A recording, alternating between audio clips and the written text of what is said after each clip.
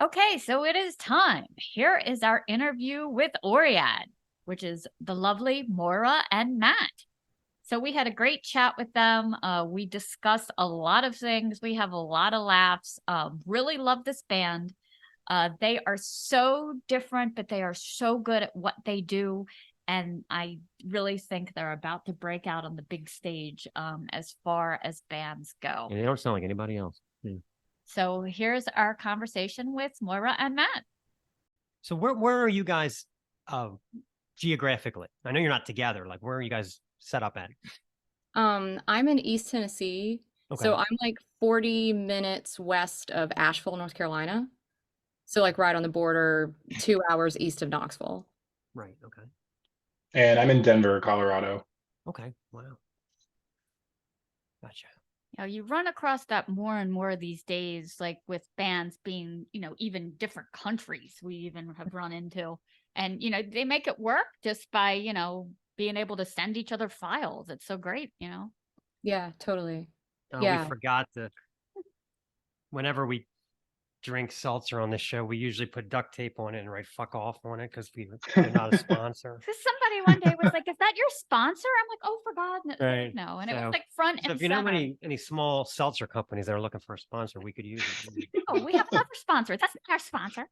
That was pretty We'll have funny. to get to that later. So anyway, I have a funny story for you guys. I work in a medical office and I'm usually first one in the morning. I'm all by myself. I'm opening up exam rooms. And, I had you guys on full blast the other day. Oh, And nice. our first patient isn't until 7:45. It's like 7:25. I'm singing. I'm opening exam rooms. And I walk out and it was this rather old lady standing there in the dark of the waiting room. I said, "Oh, I'm so sorry. I will be right with you." I said, "I still have to get a couple things open." And she's talking to me for a minute. And then she stopped and said, "What is this? Music?" And I said, "Oh, I'm sorry. That's my music." I said, it's Oryad. I was like, "I'll shut it off." She's like, "No, I like it." That's so great. Yes. Progressive doom from the woods. What do you want? Yeah. Oh, like 85 years old. I was like, "Okay." Grandma approved. That's perfect. Yeah, exactly. Not That's our exactly the target audience, but right we'll there. take What? Oh my goodness. I thought you guys would get a kick out of that because that was pretty funny. That's awesome. Before we start, I just wanted to know, probably a good place to start is any. Metal Archives lists 5 people, but every picture is just you guys. So what is the real lineup and what is there a story? So I have been emailing them multiple times trying to fix that.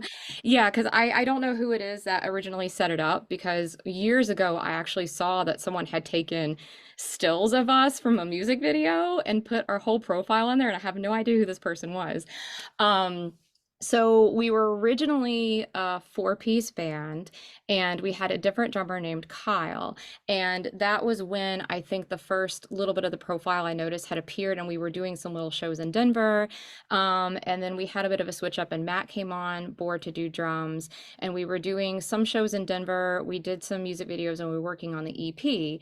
And we took the EP, we published it and everything in 2021, and that was the solid traditional 4-piece lineup.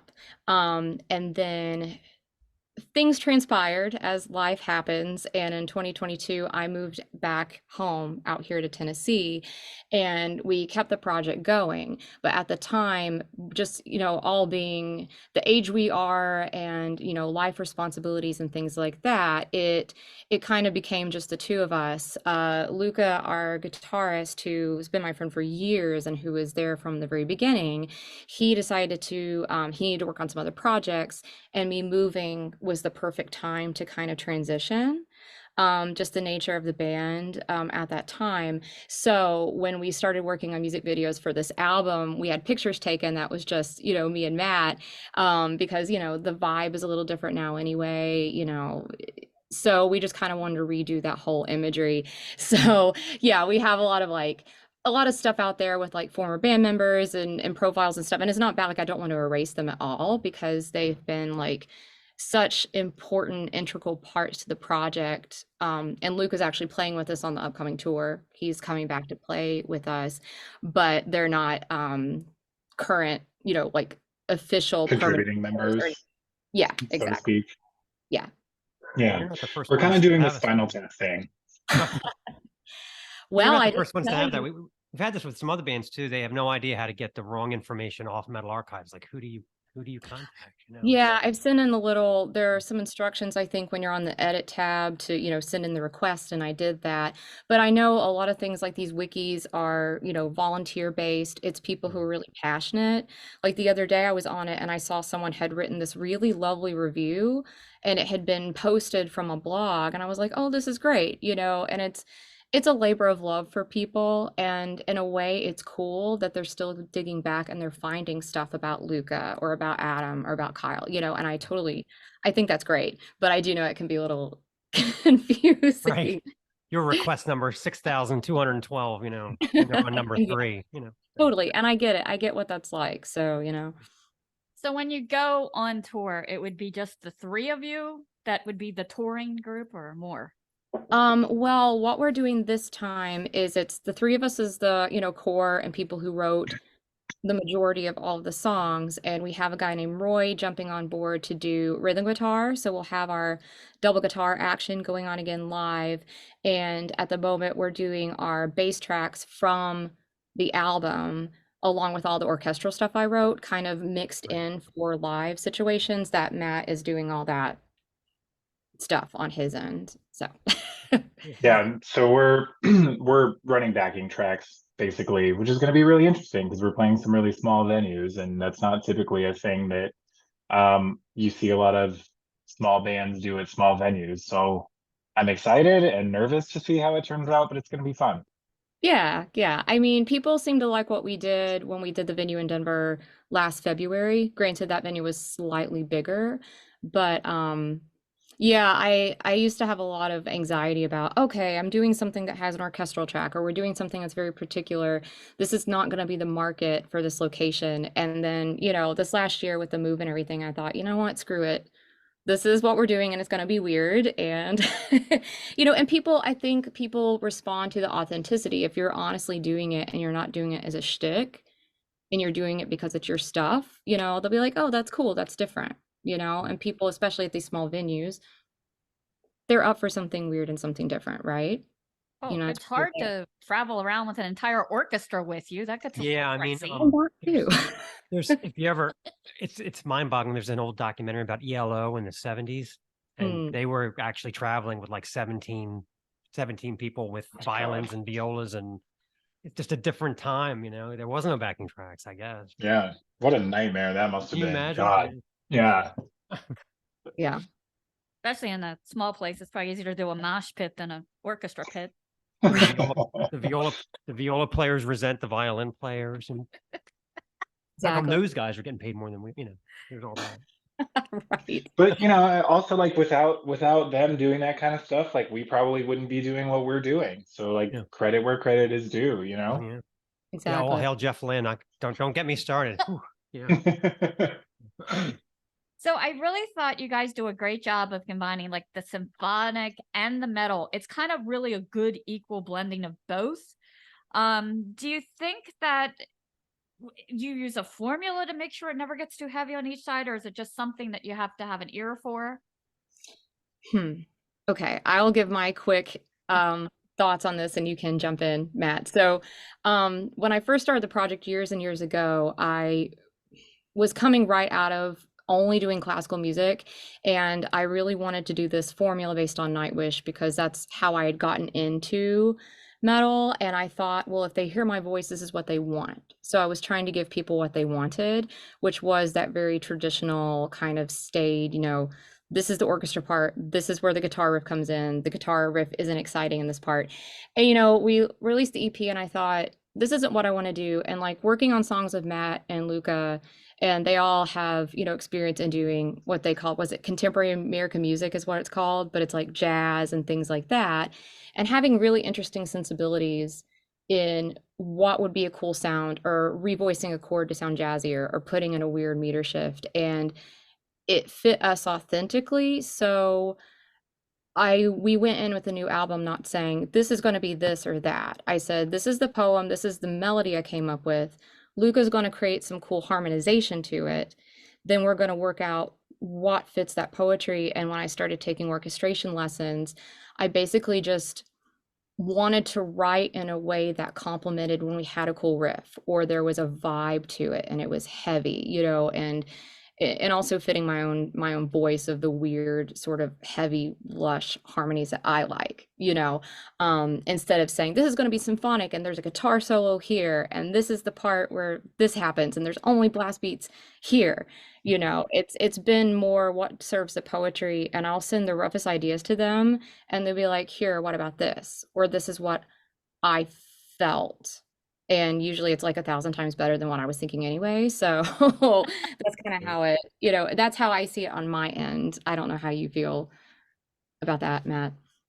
Yeah, I mean, I think like, going back to just like the way that you phrased that question, the first thing that popped into my head was like, if there was a formula, then it would be easy, and this is not, it's not easy. Like, um, I, I love participating in this project. I love working on the music, but it's difficult. And to Moira's credit, she's just so driven and she has so many ideas. And she has done literally just, I mean, it's kind of, I'm kind of in disbelief at all of the work that she's done. I mean, she's taken arranging lessons and composition lessons, and I mean that doesn't even begin to like scratch the surface of her accomplishments as like a vocalist and a pianist, and all of this stuff. And like she has done so much legwork to just like bring all of her ideas into existence. And sometimes we sit down together and it's like, oh, here's 500 things that I'm thinking of, and the challenge is, and I and like this is the furthest thing from a criticism, because you want to work with people that are creative like this. You want to work with people that have a lot of ideas, but it can be overwhelming sometimes when you're just like, I have no idea what direction I want this to go in. And like she probably wouldn't say that she's a leader, but I mean, really, like this record is her voice. This record is like her voice and her emotion just runs through the core of every single song on this album. And I mean, it's really just like as a drummer and as somebody who has, like kind of a rhythmic basis for everything that we're trying to put out, really like my intention is just I want to write stuff that I'm excited to play. I want to write stuff that I think, if I have like a sense of heart and soul and like passion and enthusiasm for what we've put together, then I have faith that the two of us are going to combine it and make something that we're really proud of. Very eloquently said. I also pay him to compliment me.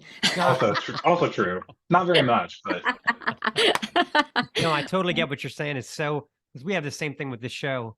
As soon as I come up with some crazy idea, it's either great or it's something that's just going to overwhelm us. And it's easy to just for it to be too much.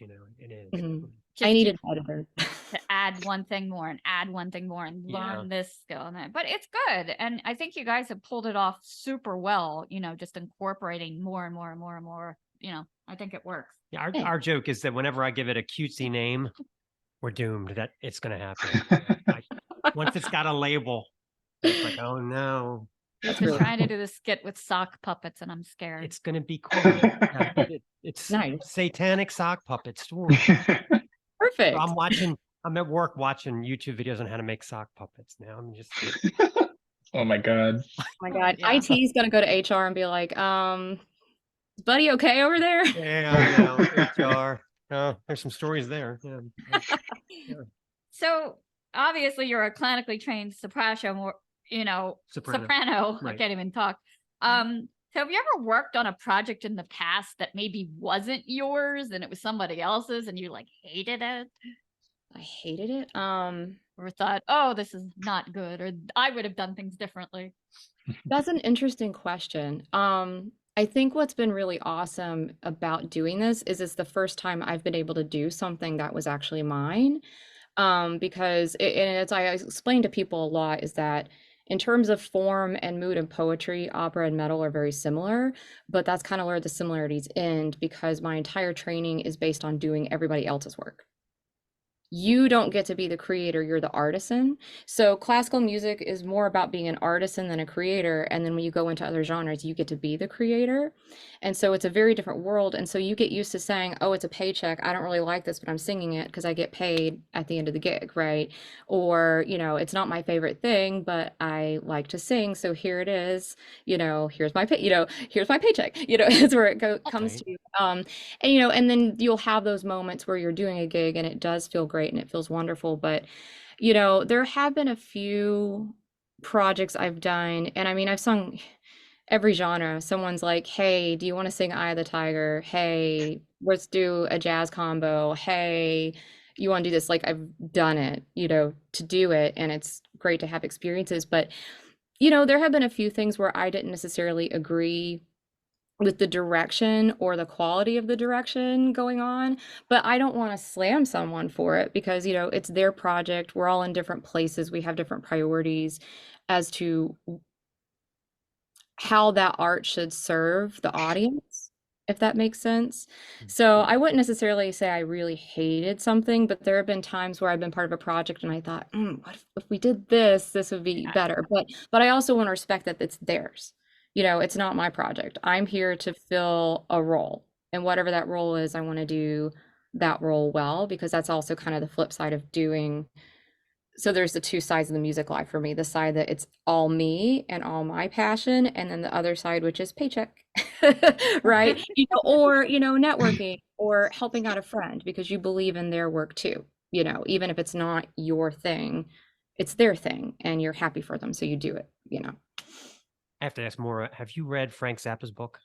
No, I haven't. I should though, because You I've really should, watched because interviews. So the best part of it is he makes parallels between the orchestra and a rock and roll band. Mhm. Like he says, all bass players are failed guitarists, just like all viola players are failed violin players. I mean, and then like the way that the orchestra complains about the way he's the type of microphone they're using, they don't think it's going to sound good because it doesn't look like a Mhm. a Shure 57. Yeah. It's anyway. I highly recommend it because there's a lot of classical versus rock parallels. Yeah. I've watched a lot of his interviews on YouTube that people posted and kind of how he viewed all of his projects as a business. And Yeah, someone turned me on to that a while back, and I really resonate with that a lot because he was very true to his voice. Like, right. but he also was very pragmatic and said, well, to survive, I have to think about it both ways, Yeah, which, yeah. yeah, really interesting. Yeah. For you, Matt, what kind of drumming did you do before this, and what kind of bands were you in? I mean, I always, I kind of have done a little bit of everything. I've always been into heavy music. I mean, probably since like a year or two after I started playing drums, I just sort of like gravitated towards the heavier side of things. So, I've always been into like punk and pop punk and like progressive metal. Dream Theater was like my first music nerd band that really inspired me. And then, like you start digging into like the guys that influenced them. And then I started listening to like Rush and Yes. And then, like that branched out into bands like Porcupine Tree, who were awesome and like a huge influence of mine. But I mean, I guess like to go back to specifically talking about what I've played, I mean, I've played in like crappy pop punk bands. I've played in jazz trios. One of the things I actually really love doing is playing in pit orchestras for live musicals. That's something that I have a lot of fun doing, and I did a lot in college. Um, Moira and I met actually playing in kind of like a singer-songwriter, I don't want to say country, but like country adjacent type Yeah. of band. Yeah.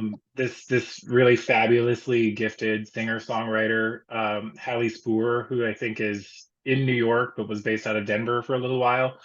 And we were in her band together, and it was like kind of like a Sheryl Crow meets Joni Mitchell meets Lumineers type of vibe.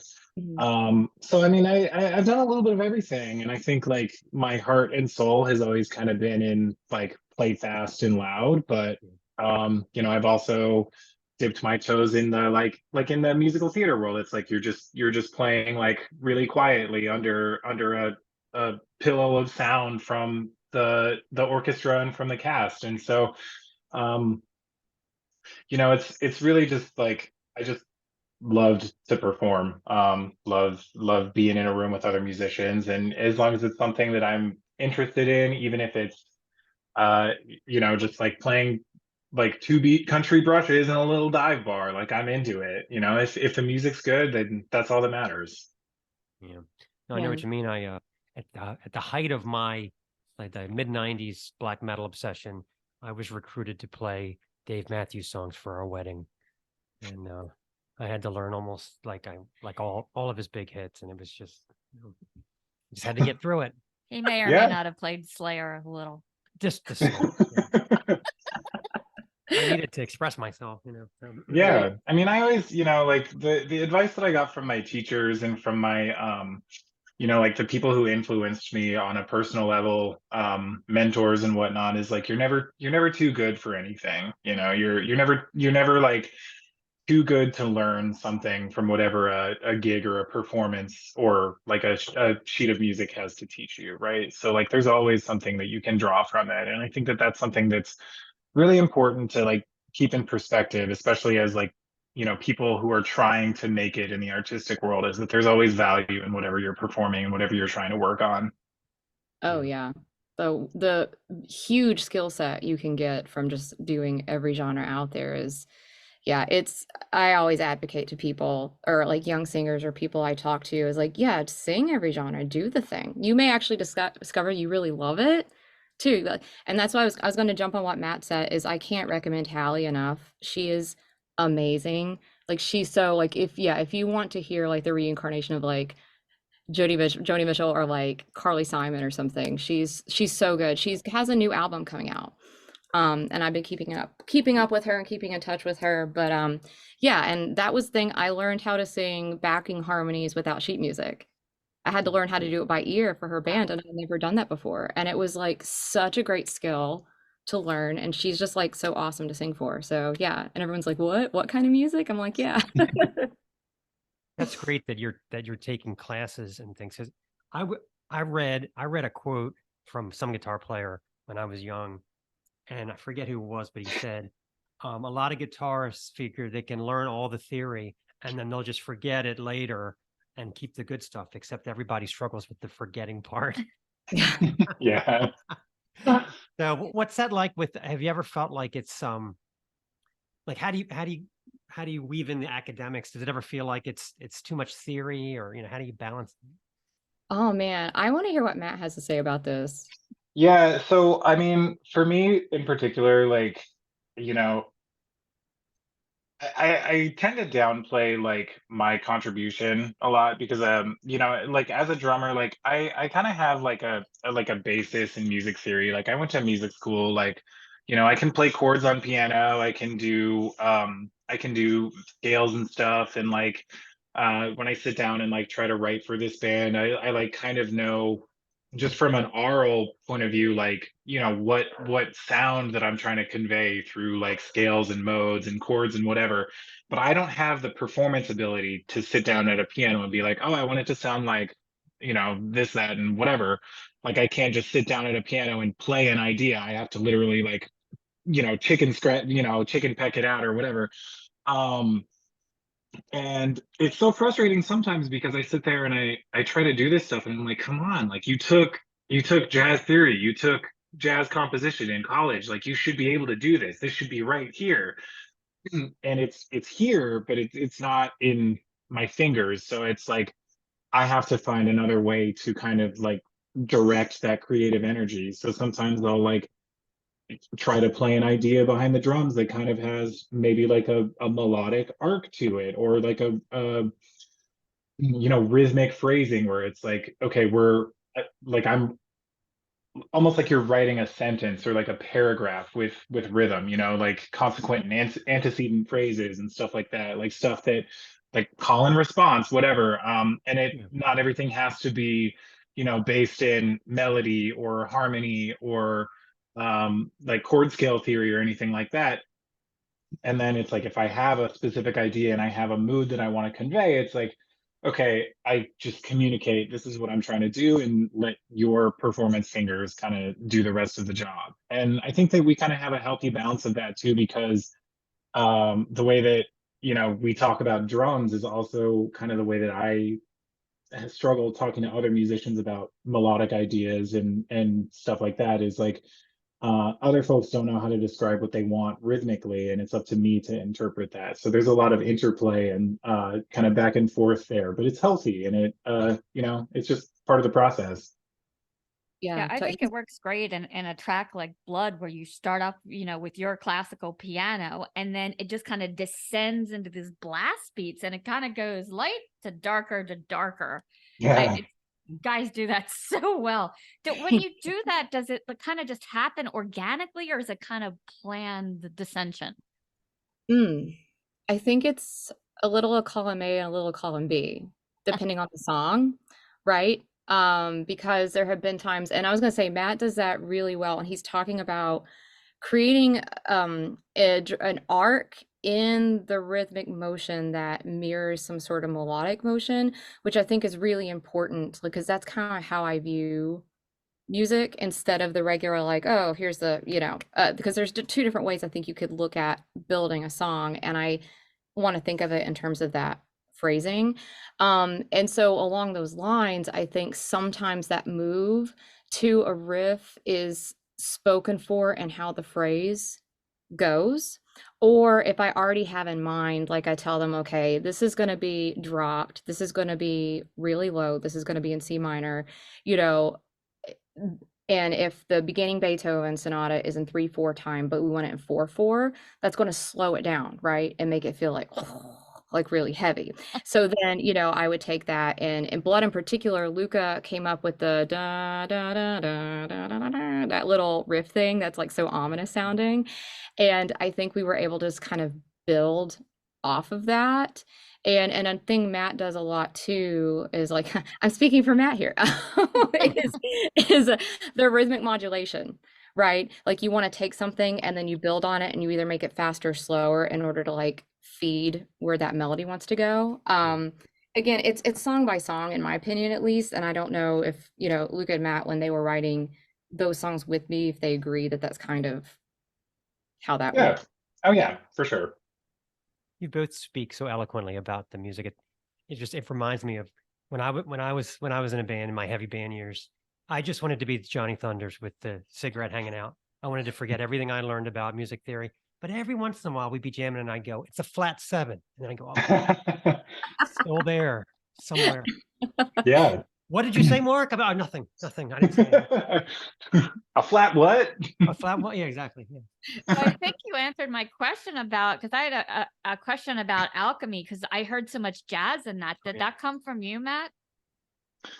So this You're track laughing. in particular, this was such a frustrating one to do. And I'm really happy with the way that it turned out, but I look back on that session and when I was in the studio working on that song, and I was just like, this is an absolute mess. Um, and that was nobody's fault, and it was just like, again, a credit to, like, Moira's songwriting ability and, like, her willingness to just, like, bring everything into the room. But I think it was maybe like a week or 10 days or something before we had the studio time booked. And she sent me this email and she goes, "Oh, hey, Natalie," who's another guitarist who had performed with us at one point, sent me this idea. And I think it was just like a short repeating melodic phrase. And that's all it was.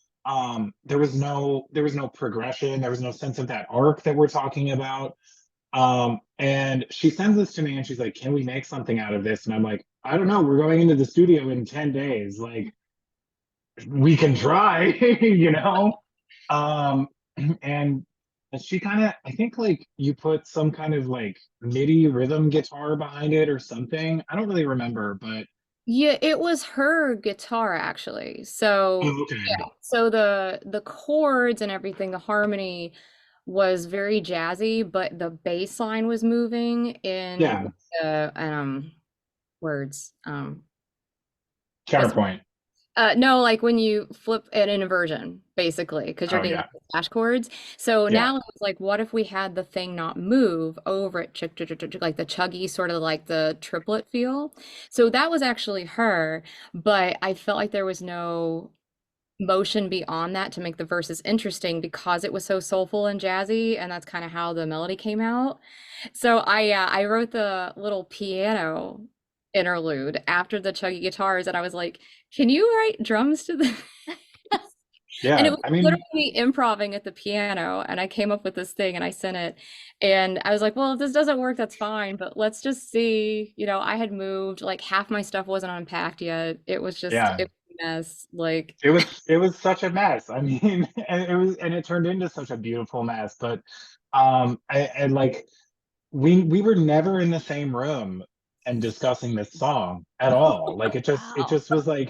like I was in the studio and I think it was maybe the last thing that I did with the engineer in the studio because it was just me and the engineer Colin at the band cave where we did all of our writing and recording. And it was the last thing that we worked on the last day of the tracking for the album. And we both just kind of looked at each other and we're like, I don't know what's going on here, man. We yeah, we didn't have anything put together for this song. And then, the bridge comes along and I'm talking with the engineer and I'm just like, we need a piano solo. So then that's when we decided that we were just going to do like this little jazzy speakeasy piano solo thing. And it just kind of turned into a thing. And like through the magic of modern studio editing and whatever, it turned into what it is. And we're happy with it, but it was crazy. it It was was. And they were mad. too nice to text me and be like, "You're crazy. What are you thinking?" Like they were just like, "Is this what you want?" They were texting me at the studio while I was here in Tennessee. They Yeah. should have just said that I was full of shit, but they didn't. Um, but it was great because, all of that, pretty much what you did is what is the song. It's just Vic, Vic does such a good job mixing mastering, and he did the blues guitar solo because I was talking to him and I said, it's cool, but there's something missing and I honestly don't know what it is. And I was out with my sister one day and I got a Facebook message from him and it was just, he was like, "How's this?" And I hear it play and I was like, and I was like, "Yes, that's it." Because he's like a genius. So I feel like that really brought cohesion to it, was him adding that little blues guitar into it. Because Vic and I met doing jazz too, so it was just kind of neat that he was able to say, "Here's, literally 45 seconds to bring the ends of the song together in the middle," and it worked out. And I think it's because stylistically it was kind of similar to a lot of stuff we'd both done before, so yeah, there it is, and it worked out, and people seem to think it's interesting, so I know it it's was turned out great. There's no hard and fast rule that you all have to be in the same room together. I mean, if you exactly. I've read so many interviews of these beloved rock songs where they say, "Oh my gosh, we just tacked on a piano intro here and fixed it in the Yeah, mix later, and I messed with the drums and it's so I mean, if it sounds good, it is good. yeah. Yeah. So I think another of my top tracks was Scorched Earth on this one. The drumming is almost tribal. It's really good. And then with the lyrics, is it about some Native American event? I couldn't quite. Yeah, it's well, not necessarily a Native American event. It's so I was thinking about a lot of things in my life changing very drastically, to the point where people were like, "Why are you stopping doing this? Why aren't you doing this anymore?" Right? And making not quite a clean break, but a clean break with a lot of career paths, a lot of people I hung out with, a lot of these things. And I kept thinking about the term scorched earth tactics, because people always said, "Don't burn your bridges, don't burn your bridges." And I'm like, "Oh, I'm not burning my bridges. I'm not telling people to go screw themselves, right?" But I'm starting over completely. I tried so hard for so long to do only traditional opera, and I got past the age limit where I'm considered too old now, and no agent and all of this stuff. And I was like, "Well, I want to do something interesting." And people are like, "Why are you doing this? Why are you doing that?" And so it was about starting over, and like literally just raising everything to the ground, and fire being this cleansing imagery for that, and saying, "I'm literally just going to burn everything to the ground, pick out the pieces I want, the things that don't get disintegrated, and build myself back off of that. And that can be scary. That can leave you with a very big responsibility and a burden to start over. And so that's what the song means. It's about, starting over, starting fresh, even if it's kind of dangerous or scary or can turn some people off.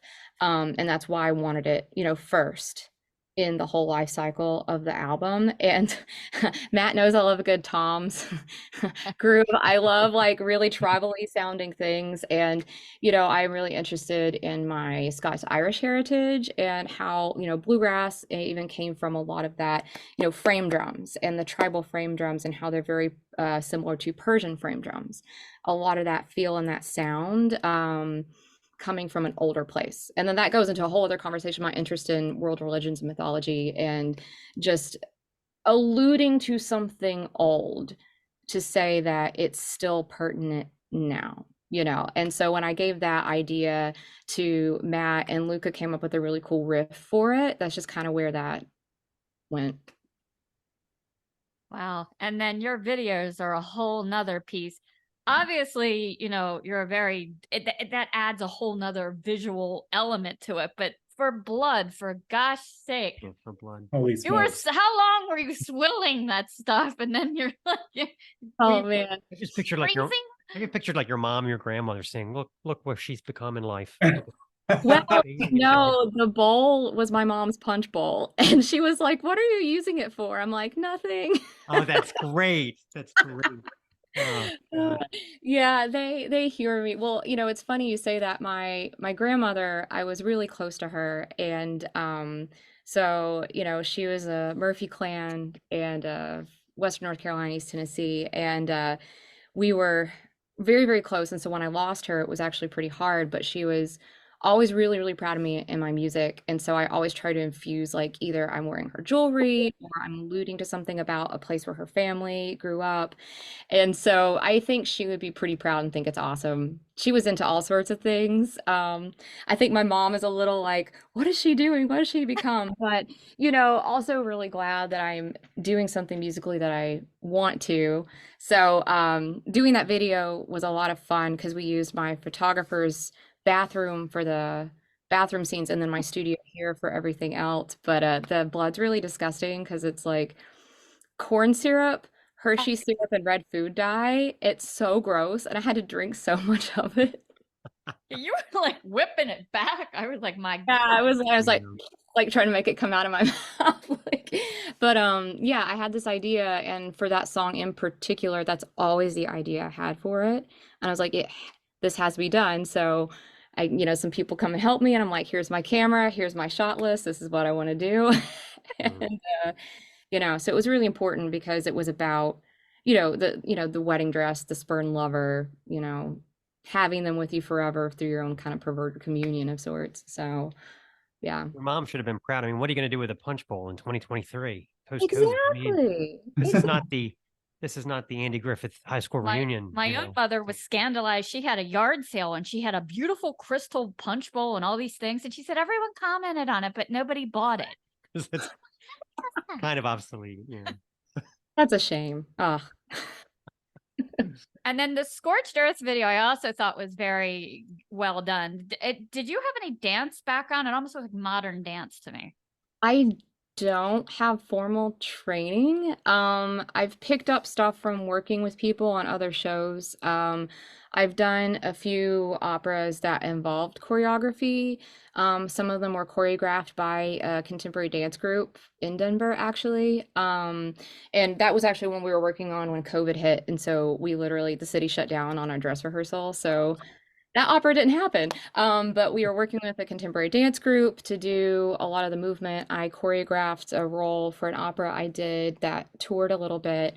And picked up because I watch a lot of old, weird turn of the century art, like Stravinsky ballet, Martha Graham dance, Isadora Duncan, that sort of stuff. Very contemporary, very of the same time period as composers like Stravinsky that inspire me. So I work really hard at it, and I kind of blend in some of the stuff that I know from gesture from theater and then gesture and posture from Pilates. And I was supposed to start training in dance, but I've been dealing with a shoulder injury. So one of these days I'll actually go and do some formal training.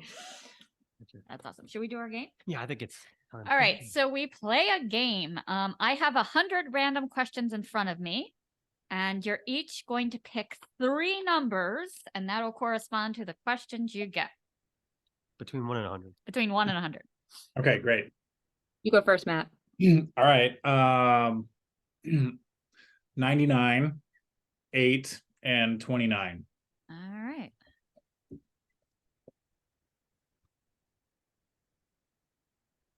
All right, 99. What advice would you give your teenage self? Don't go to college. Yeah. No, I mean, just like just when it comes to like art and self-expression and music, just do the thing. Just keep doing the thing. That's the only thing that matters, that you just do it. And it doesn't have to be good right away. It doesn't have to be good ever. But the most important thing is that you do the thing, and that you don't feel discouraged to do the thing. Like, play the drums, play the instrument, write the poetry, write the lyrics, write the stupid song. It doesn't matter. Just do it. You got to make yourself happy. Yeah. Yeah. You can't listen to the naysayers. Mm. All right, number 8. Weirdest thing in your parents' or grandparents' home? Weirdest thing in my parents' or grandparents' home? Oh my God. I think it's my dad has one of those inversion tables. I think that's pretty weird. I think that like it's like I can't imagine strapping myself into one of those, like you like get your head upside down and everything. And he's also like a 75-year-old man, so I don't know how he pulls it off. I don't know how he gets himself in there, especially if he's doing it by himself. But yeah, it's like a pseudo spooky weird medical device, and it kind of gives me the creeps. Kind of makes you look like a bat. Yeah, kind of. Yeah. That's a bad thing? I mean, for you, it's not a bad thing. Yeah, there's this antique store up the road from us. We did the show from there once, and I was talking to the guy, and that's like what they do for a living, is they look for weird stuff like that, because that's what people want to buy at an antique store, like a hairbrush with a naked lady on it. It's that's the business. I'm glad I'm not in that business. All right, 29. If you could pick, who would you pick to play you in a movie about your life? I mean, I guess I just have to like name the litany of actors that people always say look like me, right? So I'm not even familiar with his work, but if we're just going by like looks alone, I get Benedict Cumberbatch a lot. So I think that would be maybe a good one-to-one kind of representation just in terms of looks. Keanu Reeves, I also like I think we kind of like sort of look similar if I could actually like grow some facial hair. But he's also like, I've actually seen a lot of his work and I think he's great. So I'll go with Keanu Reeves as like the earnest answer and not just the boring, like, oh, this guy kind of looks like me answer. You could add the Matrix moves into your drumming. I'd like Yeah. Slow motion, everything. Oh, yeah. Yes. All right, Miss Moira, you're up. Okay. 42, 21, and 83. Number 42. Do you have any nicknames? Do I have any nicknames? I mean, not any nice ones that people have said to my face. That's a great answer. Yeah. Yeah, I'm probably the same way. Yeah. 21. What is your least favorite song? Of ours or just in general? in general? In general.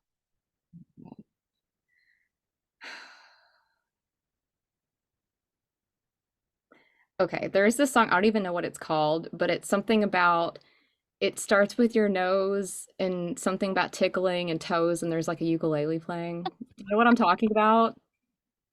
Dude. Like head, shoulders, knees, and toes. So it's like it starts with your toes. I don't, does that sound familiar at all? I want to say her name starts with a C. Oh, I do know what you're talking about. And there's like whistling and ukulele music. Yeah, that's It's a really pretty bad one. happy. Is it It's like- something Calby Calais or something? It's pretty horrible. That's it. Yes. No, it's not. I agree. That's horrible. Yeah, it's too happy. So It's kind of about like when you're first in love and she feels it in her nose and her toes, and it's like, shut up. Okay, yeah. gotcha. Yeah, it's a tie for me between that and Baby Shark. Oh, Yeah. All right, so we're up to number 83. If you had a time machine, what time period would you jet yourself to? Got so many choices. I would probably say the 1890s. Turn of the century in Germany and France really bred a lot of cool art that inspires me and also inspired kind of the next generation of composers. And things were a lot more freewheeling then than I think people realize because they think of the Victorian era, but it was a pretty wild time. So yeah, 1890s. 1890. Okay. Yeah, I like it. All right. So you have a couple shows set up that you're going to be doing soon. Do you have any tour plans beyond that? Not yet. I'm in the process of sending some pitches out to a bunch of people for next spring and summer. And, we're waiting to hear about a couple of things that are kind of amorphously out there at the moment as possibilities. So I'm just trying to get all of the, pitches and the kits together because doing this thing via distance is kind of hard when it comes to that sort of thing. So I'm already thinking ahead to like March, April, May, June next year as it is. Because Have you yeah, guys ever thought about like doing like a whole like cinematic musical, yeah, that would be great. We did a kind of a little mini version of that literally days before I moved last year, which was insane. And I don't know why I thought that was a good idea because I was so tired. But yeah, I've thought about it quite a bit about putting together something that would be a full visual because we worked on some drum playthroughs of Matt when I was in town last that I'm putting out on YouTube slowly that I put together visual video assets for the background. And we had different colored lighting depending on the video of him playing these things. And I would love to do that full scale with the full band, possibly in the same place in Denver one of these days and stream it. But it's just a matter of continuing engaging with people online to get them interested so that there's a demand, so there's an ROI, on because it's a big investment, especially for me driving 22 hours or flying, across the country. But it does fit the vibe because I love blending visuals, making it a whole experience and making it that sort of thing you can immerse yourself in totally. So I'm working on a little bit of that because we have these 4 shows coming up in Colorado and New Mexico. So I've been building, you can see my little skull back here, building some stuff to make it cool, and visual, as part of it. Speaking of visual, what are your feelings on that picture? I really like it. What do you think, Matt? I like it. Looking back on it, I think like I see the vibe after the edit happened of like the creative direction that you wanted to go to, and I maybe would have chosen to wear something different that maybe like that's in that sort of like film aesthetic of the 70s. But no, I like it. Yeah, that's one of my favorites. So I use that one for a lot of stuff right now. But yeah. Yeah, it's really different. Yeah, I especially have for to- this genre, really I different. have to tell you, it's what made me think of like doing a movie, and it's not as great as music as yours at all.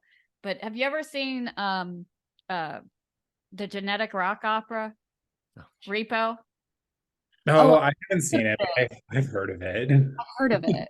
Yeah. Repo I was Man. thinking you guys could do something like that, Yeah, but we it would love be it. much better music. We love it. Yeah. I should check this out and see, because Yeah. I love all sorts of types of It's film. gory. Oh, perfect. The musical made by the guy that did Saw. I mean, Yeah. there was no not seeing it as soon as I Oh, found wait, out about it. really? Yeah, that's what it is. Yeah. Paris Hilton is Oh. in this disaster. It's great. Yeah. Okay, I'm gonna have to check this out then, because I love everything. It's worth a like a prime. Yeah, it's worth Yeah, it. nice.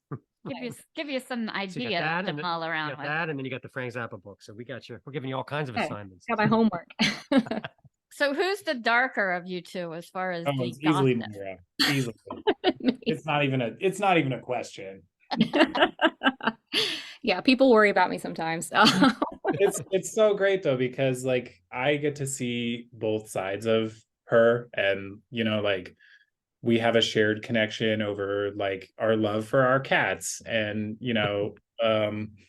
like she has a wholesome side and like a very like sort of like bubbly alter ego that you definitely don't see being put forward in some of the music video material and like the promo material and whatnot. But Yeah, it's the bubbly is the let's be normal, survive. Yeah. But yeah, most people are like, "Do you like this rom-com?" I'm like, "Does someone die in it?" No. It's like I was watching Forensic Files. I was watching Cold Case Yeah. Files. I was watching Cabinet of Curiosity. We're right there with you. We've seen every ID channel, and God, if there's yes. anything about cults, we're Yes. seeing it as soon as it's out. We just Totally. got done watching the one with the Church of Jesus Christ of Latter-day Saints with Ooh. Yes. the Polygamy. 80-year-old man that had 15 wives and they're all Yeah. under 16. It's crazy. Yeah. Yeah, that one, that's a hard one actually to watch, the final episode at least. But yeah, I've fact because I love mythology and religion so much, it fascinates me how modern cult leaders are able to take some of that imagery, but also take the power of charisma and persuasion. It's very, very fascinating. But yeah, I kind of live in the dark. Yeah, I kept forgetting that was from like 2020 because it was all like Napoleon Dynamite paneling and stuff, Yeah. But I was like, this is not the 60s. This is not Manson. This just happened, basically. It's just hard to believe. Yeah. Well, So we are thoroughly enjoying Sacred and Profane. I was surprised how many works of art bear that name. Yes. When you Google it, it goes all the way back to a 1514 series of Swedish chamber choir music. I was like, wow. What? That's cool. I didn't know that. You'll have to send me the info. there's a whole list. Yeah. Yeah, there's been a lot, so you can include this. Oh, and I just ordered your picture, so when it comes, it will be back here on our wall. Wonderful. Okay. Thank you. You'll live Yeah. forever in a wall of fame. Yes. Exciting. Yay. Well, hopefully one day we'll get to see you in Baltimore, maybe. We Yeah, can that would be. Yeah, I kind of talked to a few bands up in that area, and we work with the same PR firm sometimes. So I've been talking to them on and off, like even doing just a collab on a song. So it'd be really cool if we could do some shows together one of these days. That's awesome. We will be there. We were at a show last night, and the guy was tuning up, and he said, "More me," right? And I had forgotten that when I would get on stage, when I was tuning up, I would say, "More me, less him." I had forgotten it. This is the Snaggletooth Rock and Roll Podcast.